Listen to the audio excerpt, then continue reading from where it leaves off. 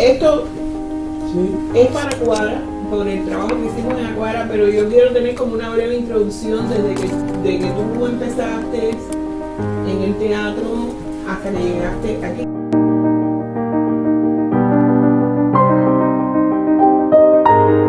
Yo comencé en un grupo de teatro infantil, en el grupo de teatro infantil de Plaza de la Revolución, y comencé por cosas del azar.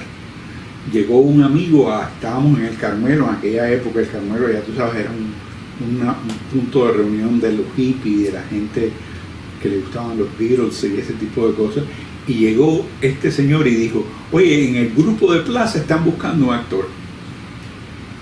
Y yo le dije: oye, ¿qué hay que hacer para ser actor del grupo de Plaza? Si no, vas allí y ellos te hacen una prueba y si quieres te aceptan. Yo le digo: dime la dirección que yo voy a ir.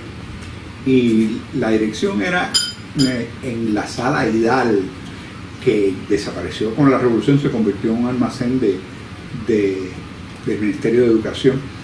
Y la Sala Hidal estaba en tercera, entre A y B. Entonces llegué allí y había un señor, un hombre joven, y varias gentes del grupo, y hicieron una prueba y me dieron el protagonista.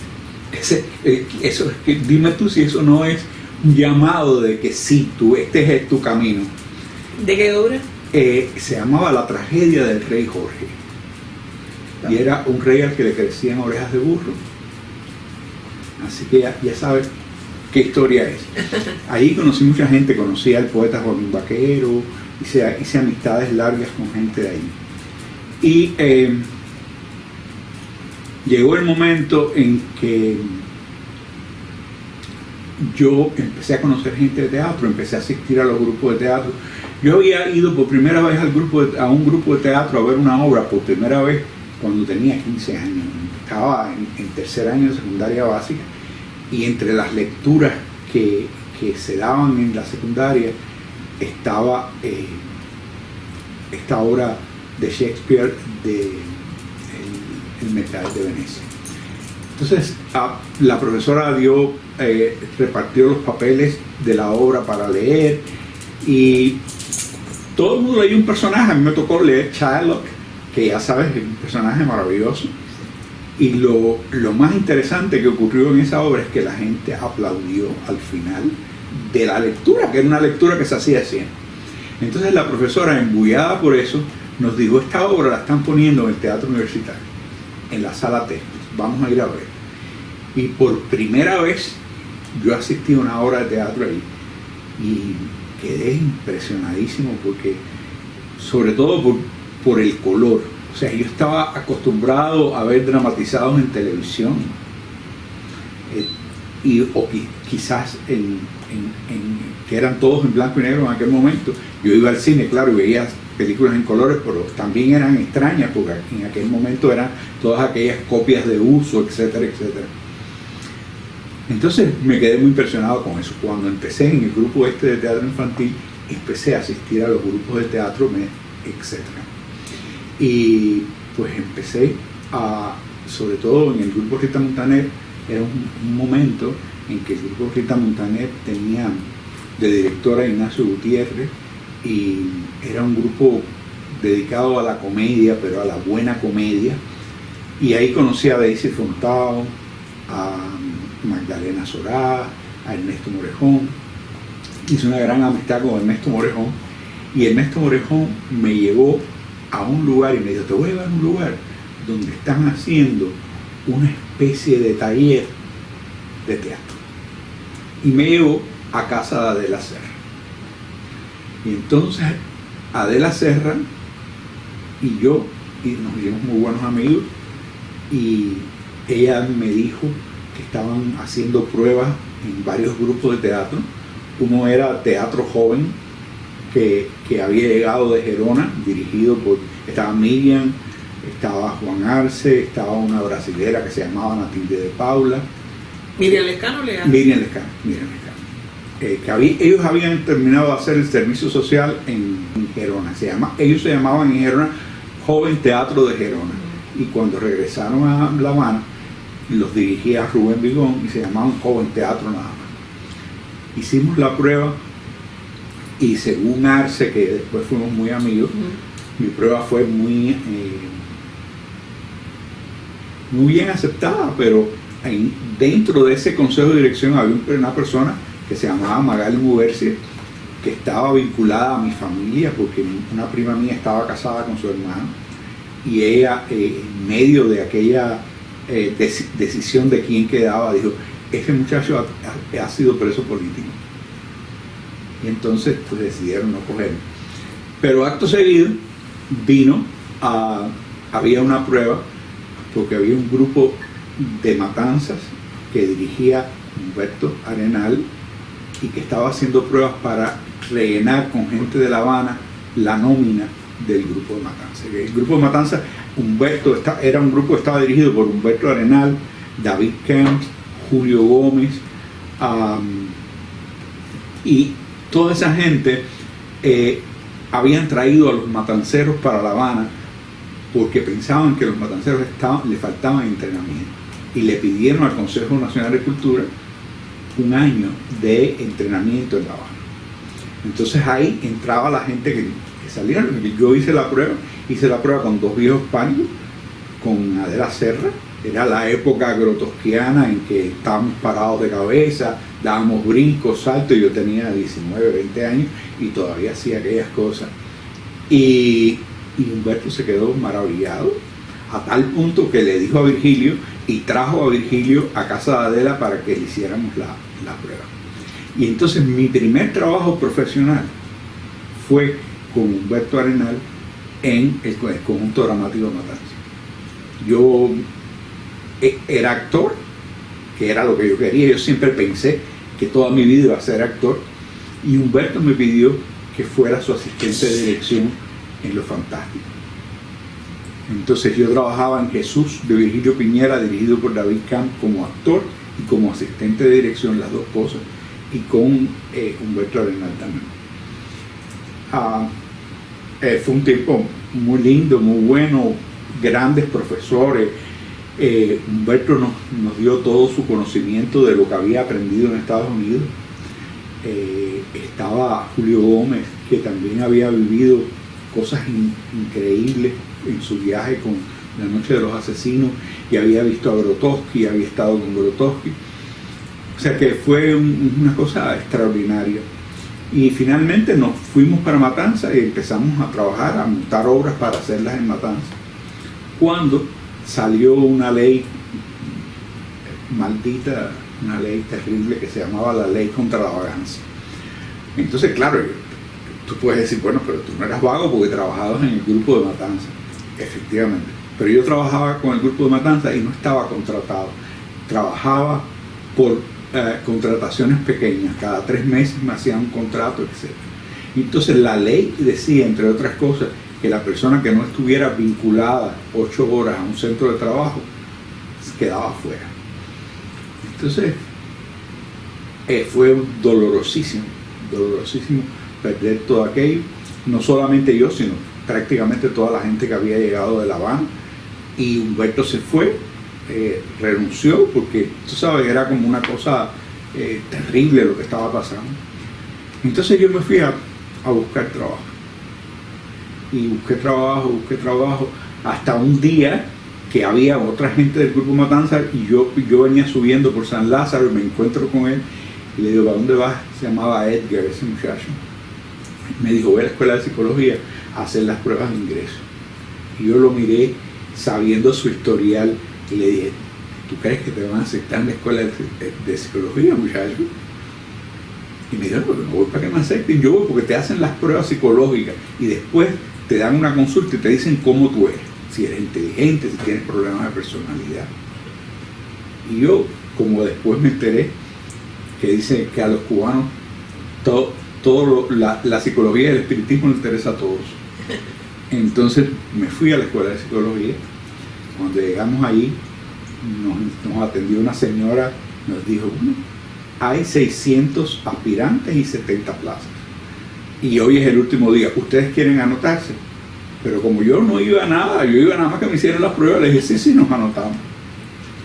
Entonces, yo trabajaba mientras tanto con Adela Serra haciendo el proceso de Kafka, y yo hacía el José K. Y di el teléfono a Adela, porque yo no tenía teléfono, yo vivía en, no sé ni dónde vivía en aquel momento, en la Inopia. Y estaba ensayando y me llamaron, me dijeron, no, usted ha pasado los test de inteligencia, por favor, tal día tienen los test de personalidad. Y dije, bueno, voy a ir porque eso es lo que yo quiero, pero en cuanto me hagan los test de personalidad se van a dar cuenta que yo no soy el tipo de personalidad que ellos quieren. Y fui y hice los test de personalidad, me parecían entretenidísimos las pruebas. Y haciendo José K, todavía ensayando, me llaman y me dicen, pasaste las pruebas de personalidad, tienes que venir a la entrevista del trío del partido.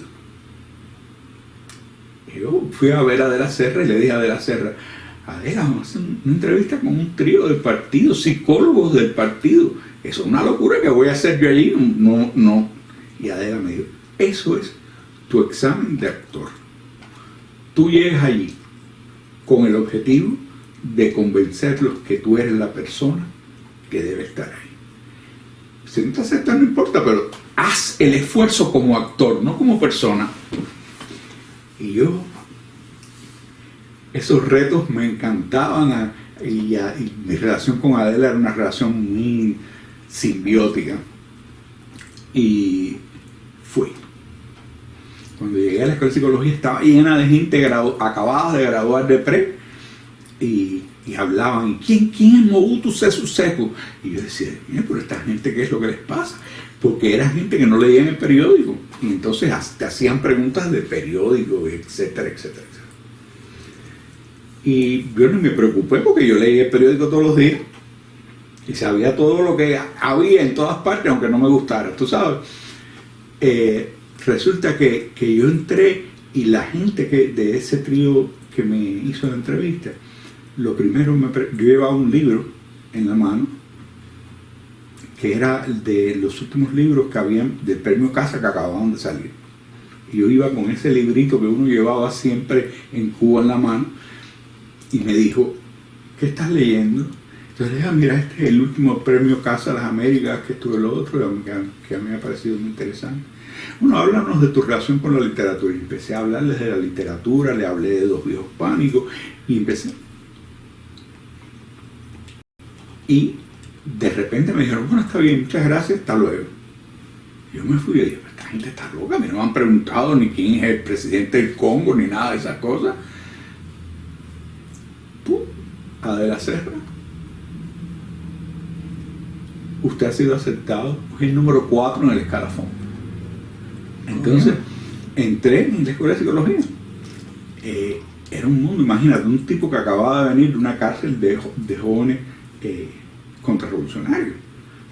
Había sido un preso político de 3 años. Llegar de repente a ese ambiente completamente diferente fue un golpe grande. Y claro, duró muy poco. Y todo esto tiene que ver con el teatro, o sea, sí, por eso te estoy haciendo el cuento. Esto duró muy poco porque a los 3 meses me llamaron a la dirección de la escuela con la directora de la escuela de psicología y el presidente de la UJC de la escuela. Y me dijeron que si era verdad que yo había sido preso político. Y yo les dije que sí. Y me dijeron que porque yo no lo había dicho. Y yo les dije, ¿y ustedes me hubieran aceptado si yo lo hubiera dicho? Me dijeron, claro que no. Les dije, pues por eso no se lo dije, porque yo presumía que no me iban a aceptar. Entonces, fue tremendo porque la directora me dijo, vete para tu casa y tómate 24 horas en pensar si tú mereces ser un psicólogo cubano. Entonces me fui para mi casa, fui puesto en Harvard, y yo dije, pues, ¿por qué no? Ya yo fui preso, ya. Yo terminé, yo pagué lo que supuestamente era un delito. Y regresé al otro día y le dije, yo pienso que sí. Y ella me dijo, pero estás equivocado, porque un psicólogo es un ideólogo y tú nunca vas a poder ser un ideólogo de esta revolución. Por tanto, yo ahora mismo llamo al decano de la Facultad de Agronomía. Si tú quieres, para empezar, tú eres un hombre muy inteligente, tú puedes asumir cualquier carrera. En agronomía es una carrera donde vas a ser útil a la patria, que esto que lo otro. Y yo lo miré así y le dije muchas gracias. Y arranqué y me fui. Y me puse a trabajar con un médico amigo de mi familia, era auxiliar de cirugía, te imaginarás tú, tuve 2 años. Y auxiliar de cirugía y también era profesor de anatomía de las auxiliares de enfermería. Entonces, llevando a las alumnas de enfermería a la marcha del 27 de noviembre, me encontré con uno de los muchachos de la escuela de psicología que estaba ahí. Me dijo, ¿tú qué estás haciendo? Yo le dije, bueno, un trabajo aquí, esto que lo otro. Entonces ese muchacho se interesó mucho en mí y era una alta personalidad de la UJC y de la FEO en la universidad, y me dijo que él pensaba que yo debería volver a entrar en la escuela. Yo lo dejé ahí y finalmente, para no hacerte la historia más larga, entré de nuevo en la escuela de psicología. Entré en la escuela de psicología con el voto contrario de la directora. O sea, para yo entrar en la escuela de psicología, el decano de la Facultad de Ciencias tuvo que aprobar mi ingreso y ella no. Así que te imaginas lo que era estar en un lugar donde la directora no te quiere. Pero bueno, estando allí había que hacer actividades, etcétera, etcétera, y de repente hay un grupo de teatro que va a ser el grupo de teatro de la Escuela de Psicología. Y ese grupo de teatro estaba en manos de Teatro Estudio.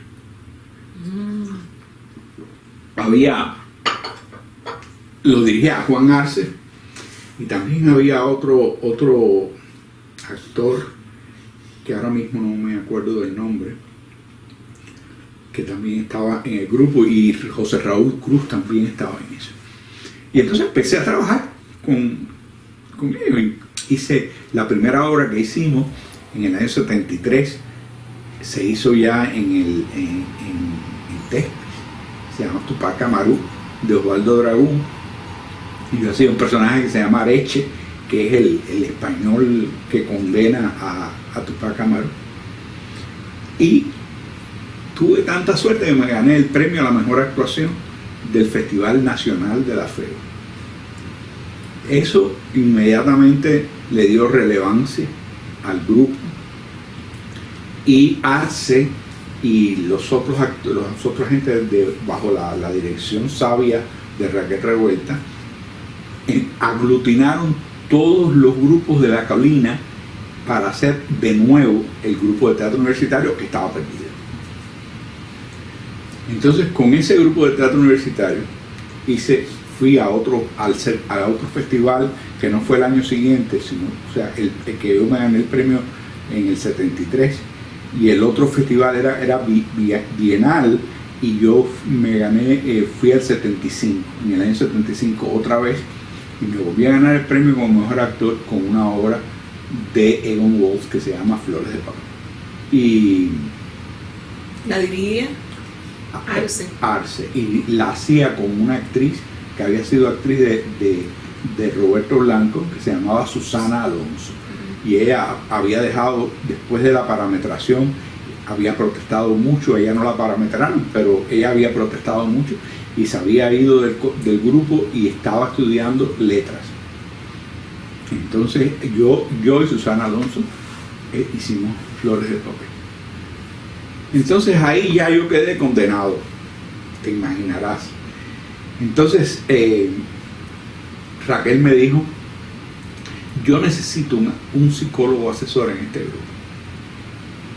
Y Arce le dijo, pero él trabaja con el grupo mío, que era un grupo de extensión, que por supuesto necesitaba mucho más el apoyo de un psicólogo en las estrategias, etcétera, que el grupo de Raquel. De todas maneras, Raquel me consultaba el problema de cualquiera que tenía problema con ella, me decía, oye, me está muy mal, ¿qué tú crees? Pero me ponía las peleas que ella hacía, ¿no? Y Llegó el año 78 en eso. Yo estaba en el grupo de Raquel, pero no me había trasladado de salud pública porque había un documento que se llamaba FT31, una cosa así, ¿sí?, que era para trasladarse y el papel no existía, no se había hecho, no se había imprimido en ese momento. Y entonces no importaba porque yo trabajaba en Teatro Estudio y ellos me pagaban, era lo mismo. Y entonces el 7 de septiembre de 1978 Fidel Castro habla y dice que todo aquel que había sido preso político o que tuviera familias fuera del país les iba a dar la salida, porque a través de una cosa que se llamó el diálogo con gente de aquí de Miami, etc. De nuevo fui a casa de la Serra a ver eso, porque yo no tenía televisión en mi casa ni nada.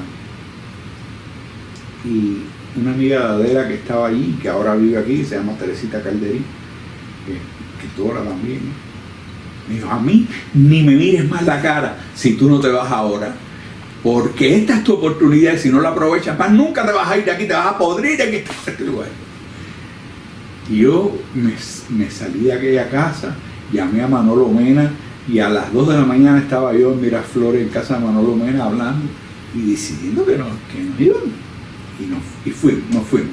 Y bueno, hay un gran trámite, etcétera, etcétera. Yo me voy a España y vengo a Miami. Cuando llego a Miami, el problema con el teatro de Miami en aquel momento era desolador. Era un teatro completamente... ¿Qué año era? El año 79. 79, sí. Completamente burlesco. Me parecía horrible. Entonces me entro a visitar mucho el grupo de Teresa María.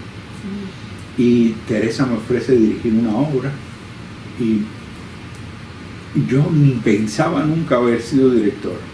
Empecé a ser director por déficit, porque yo pensaba que no había nadie que pudiera dirigir algo mejor que yo en aquel momento, porque la gente era tremendo.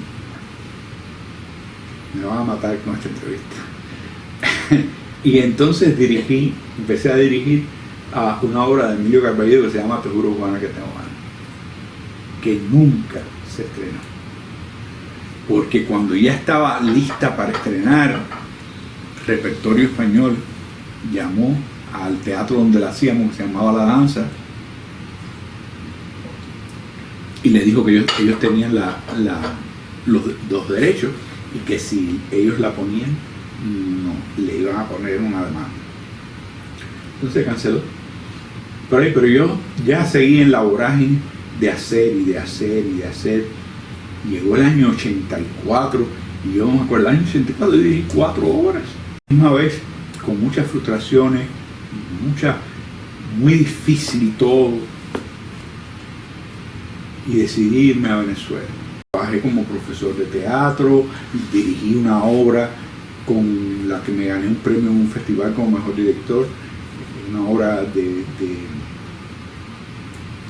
venezolana que se llama Paraíso 2020, que por cierto ha tenido una cosa así tremenda, porque era una cosa escatológica, que todo el mundo estaba enfermo y se moría, etcétera, etcétera. ¿Y qué pasó en el 2020? De José Gabriel Núñez, esa obra. Y entonces el jurado me premió como mejor director y estaba Carlos Jiménez, el director de Rajatabla, era el presidente del jurado. Y eso me abrió como muchas puertas, dirigí, etcétera, no, muchas cosas. Y en el año 86 me llamó Mario Ernesto Sánchez y me dijo que iba a hacer el festival y que necesitaba mi ayuda, que viniera, que él me pagaba el pasaje. Entonces vine por el festival y ahí trabajé con Mario Ernesto, trabajé 7 años como director residente, como director del componente educativo del festival, traduciendo todo del inglés al español, haciéndolo todo. Después eso se acabó y nada, comencé a trabajar por mi propia cuenta. En el 93 regresé a Venezuela, era la época del exilio de Terciopelo, y ahí conocí a través de Lili Rentería, conocí a Abilio Esteves y pensamos en hacer una obra de Abilio Esteves con toda la gente. Tomás Sánchez me regaló un cuadro de $18,000 para que lo vendiera y hiciera la producción de la obra. En fin, una serie de cosas tremendas que terminaron con que la gente de Cuba les dijo a los actores que estaban en Venezuela que yo era un agente de la CIA, que ni se acercaran a donde yo estaba. Entonces, nada, regresé a Miami y abrí la Mateadora. Yo me fui a trabajar a la base naval de Guantánamo como psicólogo, contratado por la Universidad de Miami para atender a los cubanos que llegaban. O sea, ellos pensaban que un tipo que había sido psicólogo en Cuba iba a saber más de los problemas de los cubanos que estaban ahí.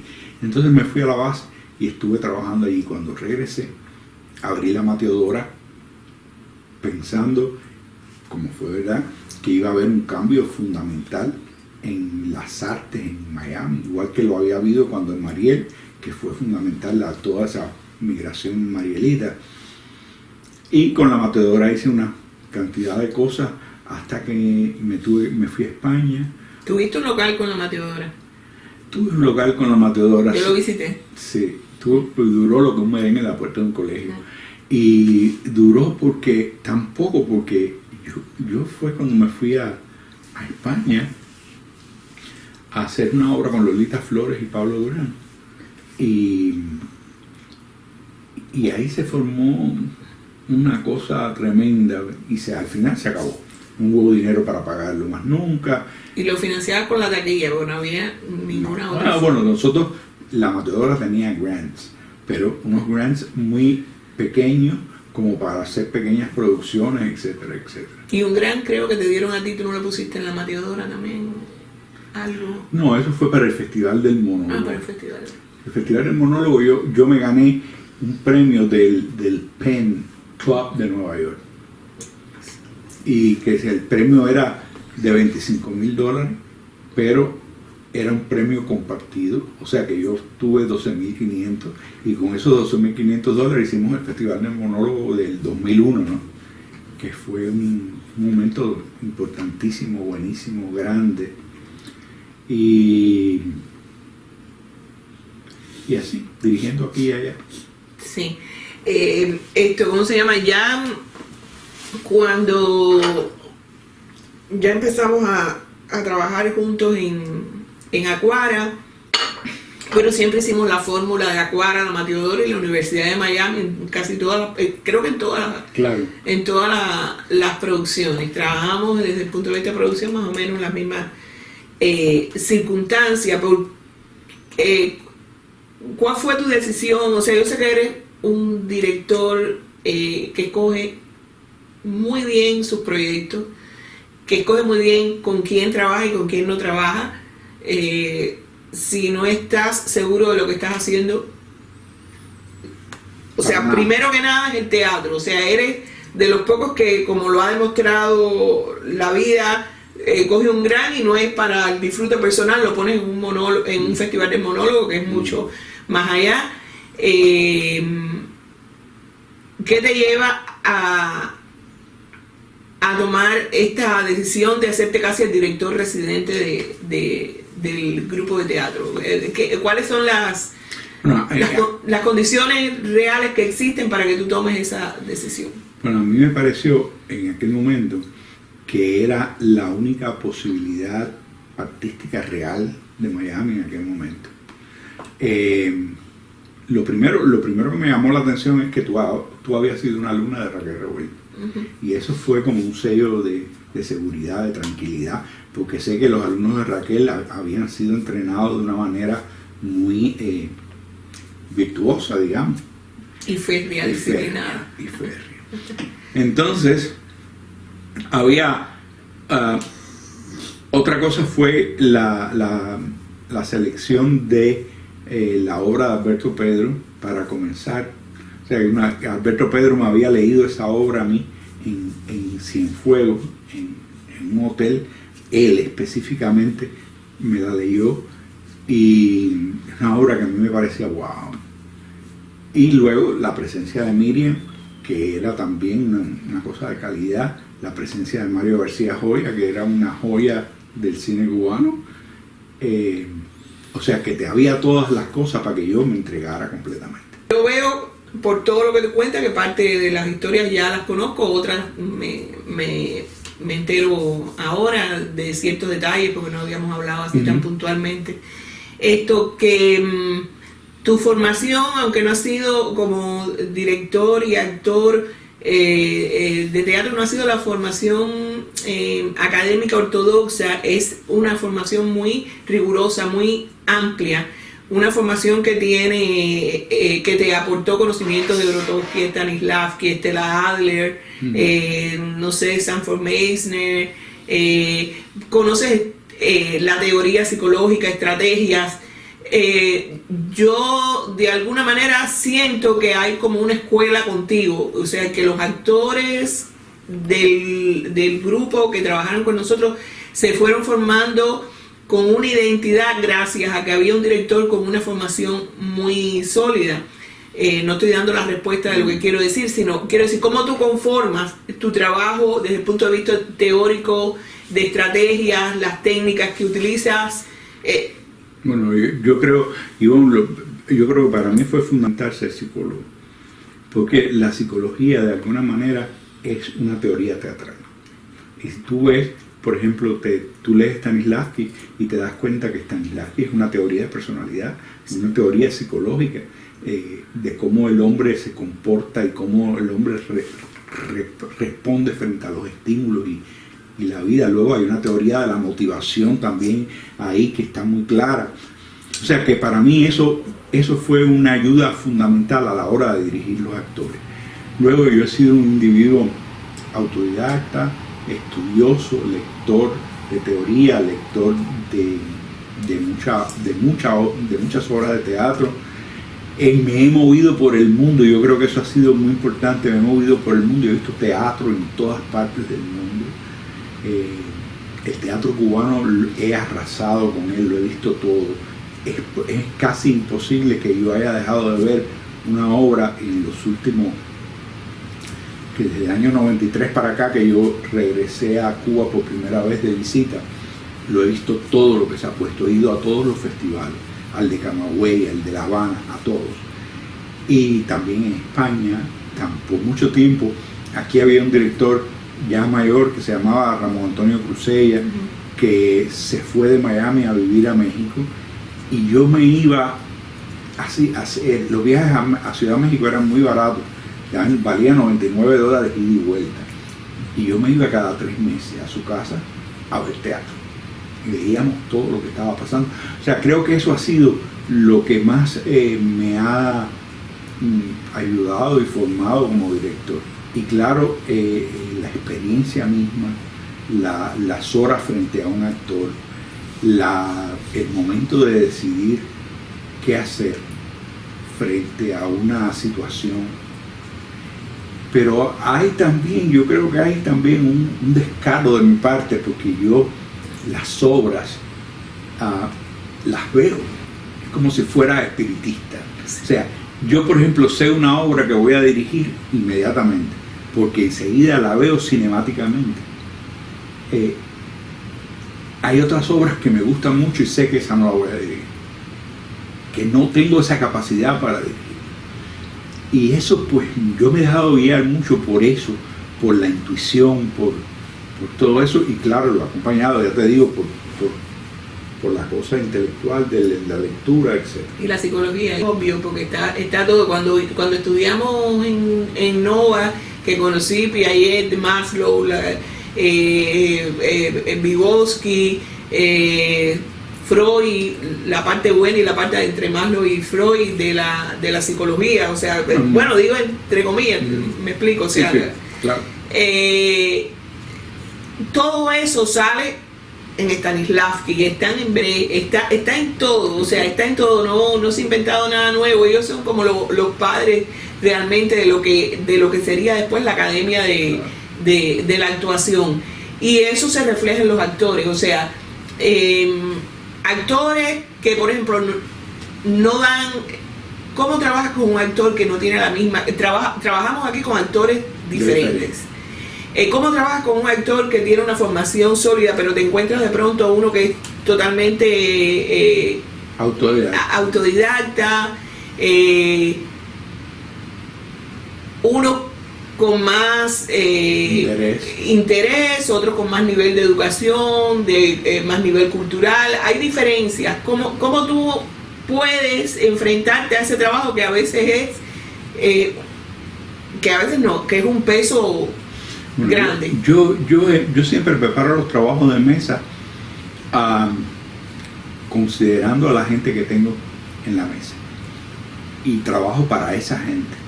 O sea, si tengo un grupo de gente culta, trabajo eso.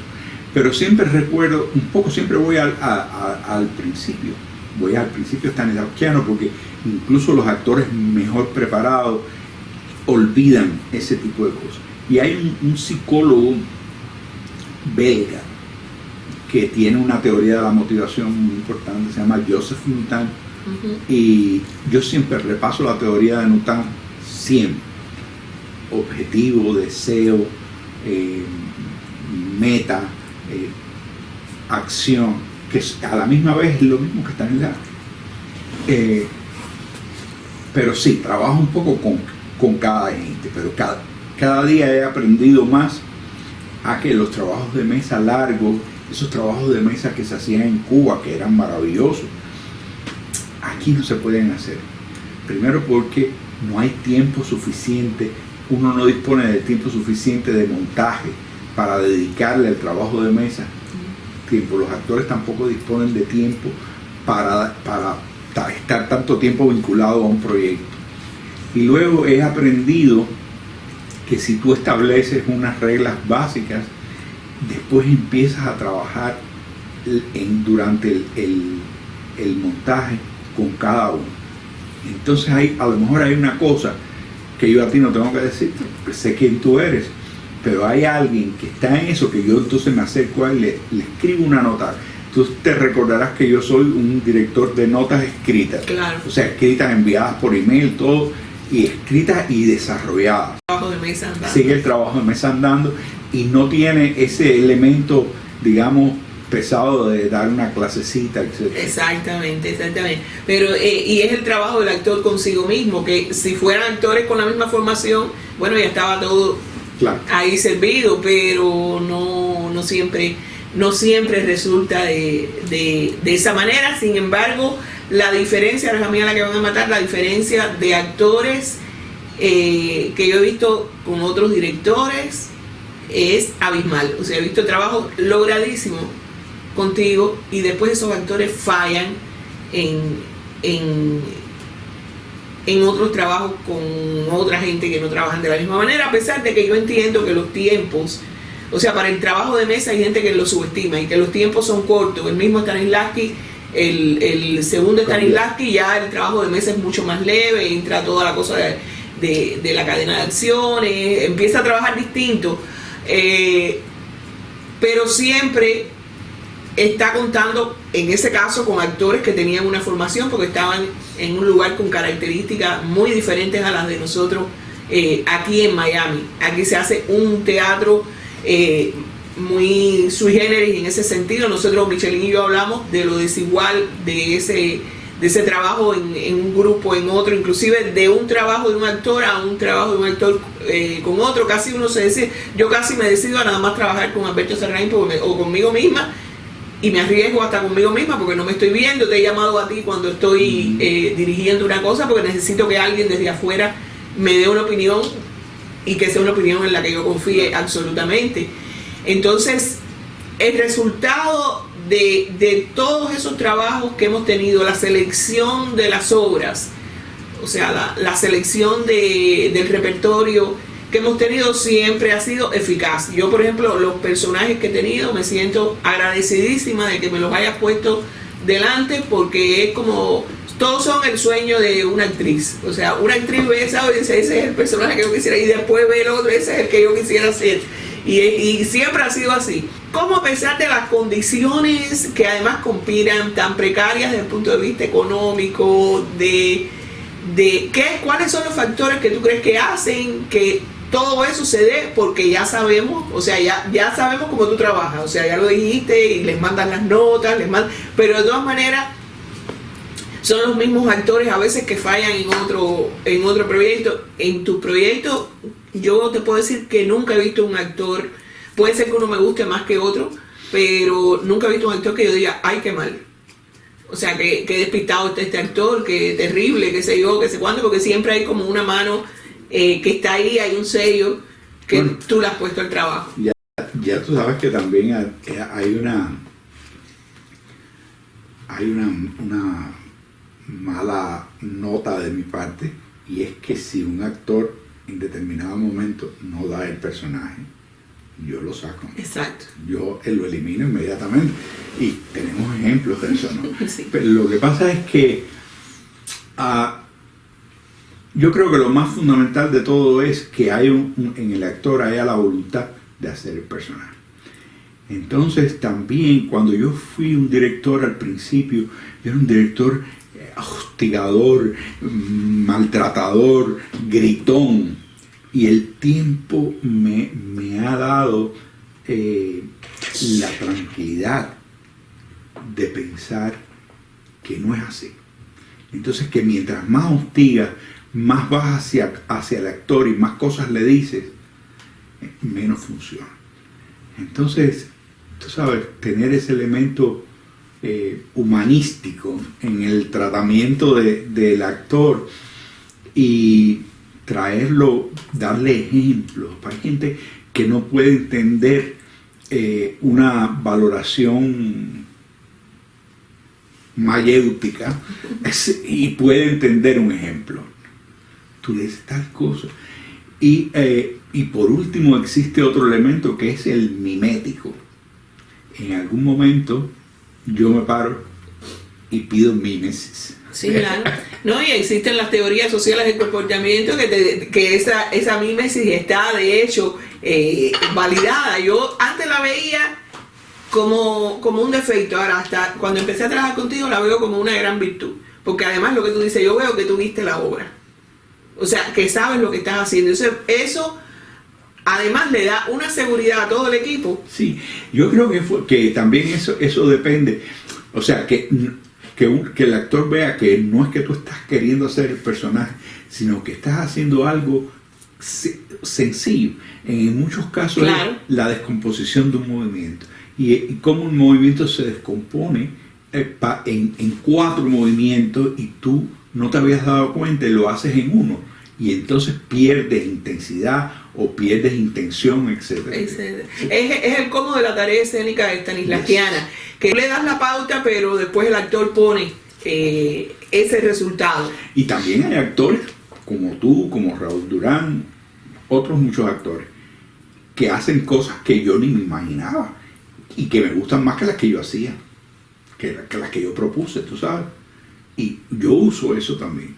Yo no tengo nada en contra de que un actor proponga una cosa nueva o la haga de manera diferente a la que yo sé. Exacto. Tú eres de los directores como Titón, como Mario García Goya, que la gente de pronto, por ejemplo, con los 3 a mí me ha pasado, con un actor me dice, ¿cómo le digo esto a...? Y yo me quedo así, yo digo, pero si con este director hay diálogo, con Titón había diálogo, contigo hay diálogo. Si una cosa... Yo me acuerdo una vez contigo, Pan y Cebolla, que había una cosa que tú me marcabas que yo no podía, siempre se me quedó en la mente, que había algo que me molestaba mucho. Y lo recuerdo tanto porque creo que es una de las pocas veces que yo he tenido alguna contradicción con algo que tú me has dicho.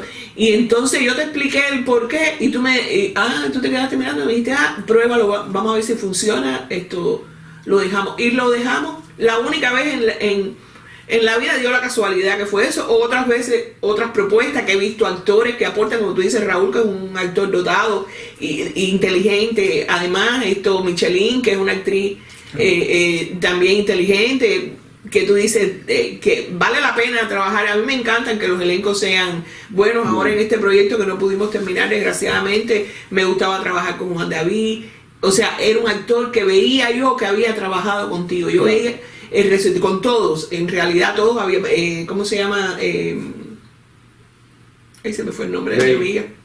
Tamara. Tamara Melián, yo me di cuenta que todos habían trabajado contigo, que había como un diálogo, excepción Rey, pero que funcionó muy bien en el equipo de trabajo. Lamentablemente no se pudo hacer por las circunstancias económicas que tenemos. Y de trabajo, básicamente los mandavinos podían. Y de trabajo, y las circunstancias, por eso las circunstancias económicas, que cada uno tiene un horario porque tiene que el pan nuestro de cada día, y los actores no podemos, sabemos que lo que entra a taquilla es una Por favor. cosa Una que ridiculez. vaya una ridiculez, y que además que hay que priorizar la sala, tener la suerte de que podamos pagar la sala para estar allí, ya es el que ama el teatro, prioriza eso por encima de todo. Y la sala, sobre todo, que tiene que pagar fijamente un alquiler, Un una alquiler. luz. Un alquiler, una luz que de los ensayos, de nosotros, por ejemplo, no medíamos el tiempo en Acuara. Yo creo que eso era, o sea, pensábamos en que la obra estuviera bien. Si nos atrasábamos con el dueño, no importa, mandábamos a Mayito a que hablara con... ¿Te acuerdas? Acuara es una cosa que tengo yo mucho en el corazón. La gente me decía, pero vas a derrumbar el teatro que ustedes arreglaron, no sé qué cosa. Y yo decía, ¿qué sentido tiene el teatro si no lo derrumbamos para hacer la obra como queremos hacerla? ¿Cómo yo voy a tener el piso, el tabloncillo impecable, si yo no puedo llenarlo de fango, porque vamos a hacer fango, y romperlo o lo que sea que necesite la obra? Yo he visto cosas después, con el tiempo, cosas de las que hicimos en Acuara, y me parecen cosas bellísimas. Fango, por ejemplo, es una obra que me dejó descolocado de la belleza, de la fuerza. Estaba leyendo una nota que escribió esta escritora, no me acuerdo ahora. Daina Chaviano. Daina Chaviano, que recientemente salió esa nota otra Sí, vez. me salió en la memoria, yo la compartí. Y también otra de Tony, de Antonio Orlando Rodríguez. Ah, no me acuerdo, no le vi. También Sí. muy buena. Y la verdad que eso, y también, por ejemplo, Contigo Pan y Cebolla, yo miro la escenografía de Contigo Pan y Cebolla, pienso en Luisito. Luisito era un dios. Y lo que hizo fue, y yo le decía, eso no me gusta. Y me decía, ¿qué es lo que tú quieres? Y siempre me resolvía como yo quería. Sí. Era un equipo tremendo, porque el talento de Luisito y el tuyo juntos, los dos eran una cosa. Luego la obra de Tennessee Williams. Mira que Tennessee Williams tiene obras que a mí me gustan. Quizás la que más me gustaba era esa. Y esa fue la que hice porque fue la que se facilitó para hacer. Y la hice y surgió un amor tan grande en esa apuesta. Y tú, claro, tú tienes que estar muy contenta, como tú dices que estás, porque tus trabajos han sido sensacionales. Ay, gracias. Yendo al punto que a mí me atormenta un poco de Miami. ¿Tú crees que algún día se resuelva la gestión económica del teatro o seguiremos? Yo creo que no. Yo creo que no, pero básicamente porque nosotros somos un cuerpo extraño. ¿En qué medida somos un cuerpo extraño? Vivimos en un país de habla inglesa. Los jóvenes van a ver teatro en inglés, por tanto nosotros dependemos de los viejos o de las nuevas corrientes migratorias. Mientras siga viniendo gente hispana, seguiremos haciendo, pero eso no va a durar mucho más. A los jóvenes como mi hija, por ejemplo, le interesa el teatro en inglés, no le Claro. interesa el teatro en español. Claro, mi sobrino exactamente Sí. igual. Ujú. Entonces, o sea que es un teatro, por decirlo de alguna manera, es un teatro viejo, o por lo menos un teatro para viejos, porque el idioma, que es el centro del género, es otro. Exactamente. De todas maneras vamos a seguir haciendo mientras tanto. No, sí, nosotros seguimos siempre tenemos público, siempre tenemos, mire, se presentan estas oportunidades extrañas que esta vez fue así, pero nadie sabe la próxima vez cómo puede ser y qué sé yo. Y entonces, pero además yo me siento feliz en esa pequeña sala, con ese público que nos acompaña, sean 30, 20, 40, 50, 60, y pudiendo interpretar un personaje, haciendo una obra que me gusta, me siento totalmente realizada, me siento como si hubiera hecho la película más, más divulgada, más conocida, mejor. O sea, feliz. Lo que más me ha interesado siempre ha sido el teatro cubano. Y yo creo que de los directores de teatro cubano que viven en Cuba y que viven aquí, yo he sido el director que más teatro cubano ha dirigido. Y eso me parece que es una cosa importante para mí, o sea, y para el teatro cubano también, porque la gente a veces se enamora de Shakespeare, y yo lo entiendo, y de Valle Inclán, y yo lo entiendo, pero yo quiero enamorarme de